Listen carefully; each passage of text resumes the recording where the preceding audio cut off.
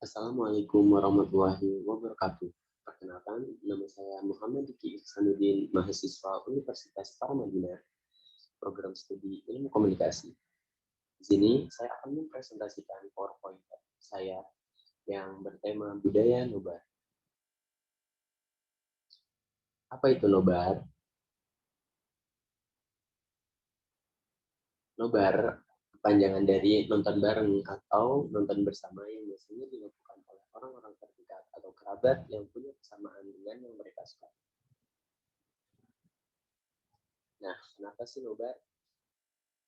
Nobar biasanya dilakukan orang untuk melepas penat atau oleh kegiatan atau kesibukan sehari-hari. Kapan nobar pertama kali? Nobar pertama kali terjadi pada tahun 1928 setelah film Friendswood berhasil membuat sistem televisi pertama di dunia. Nah, ini ada beberapa genre yang biasanya dicari untuk nobar. Yang pertama itu ada sport, yang kedua ada horror, yang ketiga ada action. Nah, ini ada beberapa contoh nobar. Yang pertama itu nobar di kafe. Nah, yang kedua ada nobar di bioskop, dan yang terakhir biasanya terjadi di perdesaan, itu kayak di lapangan, bisa di kelurahan atau di ladang padi yang setelah panen. Yes. Ada pun beberapa channel yang biasanya digunakan untuk nobar. Yang pertama televisi, yang kedua ada bioskop, yang ketiga ada layanan streaming. Nah, ada yang sadar nggak sih kalau kegiatan nobar itu perlahan mulai hilang loh? Hilangnya kebiasaan nobar mulai terlihat ketika pandemi COVID-19, di mana pemerintah menerapkan sistem lockdown, di mana masyarakat dihimbau untuk tetap di rumah, yang akhirnya kebiasaan nobar perlahan hilang. Nah, adapun beberapa faktor penyebab hilangnya kebiasaan nobar. Yang pertama itu ada kemajuan teknologi. Next. Kemajuan teknologi. Kemajuan teknologi komunikasi yang cepat dapat mempermudah komunikasi antar manusia dari suatu tempat ke tempat yang lain, namun membawa dampak perubahan dalam komunikasi. Terus menurunnya moral dan terciptanya antisosial dan individualis. Yang kedua, itu ada menjamurnya layanan streaming.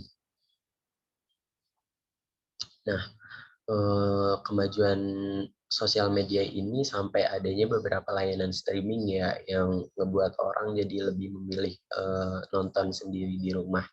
Dan beberapa layanan streaming tersebut itu ada Netflix, Disney, Viu, dan Prime Video. Oke. Loh, kan kalau kalian nanya, loh kemarin Piala Dunia kan pada nonton.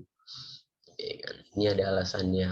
Nah, pertandingan sepak bola seperti Piala Dunia itu amat menyedot perhatian masyarakat karena ada hiburan tersendiri saat menyaksikannya, apalagi Piala Dunia diisi para pemain bintang di lapangan untuk berjuang memaksimalkan angka guna memetik kemenangan pada laga yang dihadapi. Nah, kenapa sih alasan orang nobar Piala Dunia?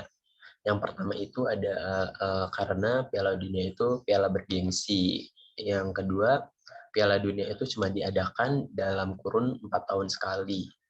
Yang ketiga, Piala Dunia ini diisi oleh pemain-pemain atas ya, kayak Lionel Messi, Cristiano Ronaldo.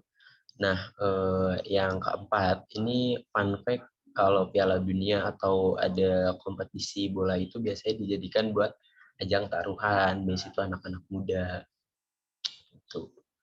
Terus ada pun hal-hal yang perlu diperhatikan saat nobar. Itu yang pertama ada tingkat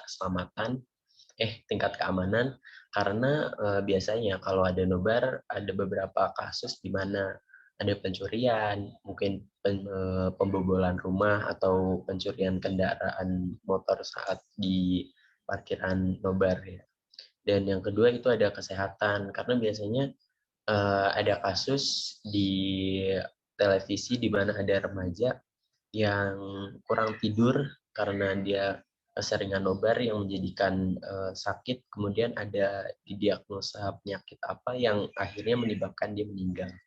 Dan yang ketiga ada jam tayang, ya misalkan sekiranya kayak kita masih ada kegiatan esok, kita bisa ngelihat jam tayang Piala Dunia tersebut, misalkan jam 2, jam 3 itu nggak memungkinkan kita untuk nonton ya. Jadinya mungkin bisa nonton di siaran ulang. Next. Ya, segitu aja presentasi yang bisa saya sampaikan. Kurang lebihnya mohon maaf. Wabillahi taufik wal hidayah. Assalamualaikum warahmatullahi wabarakatuh.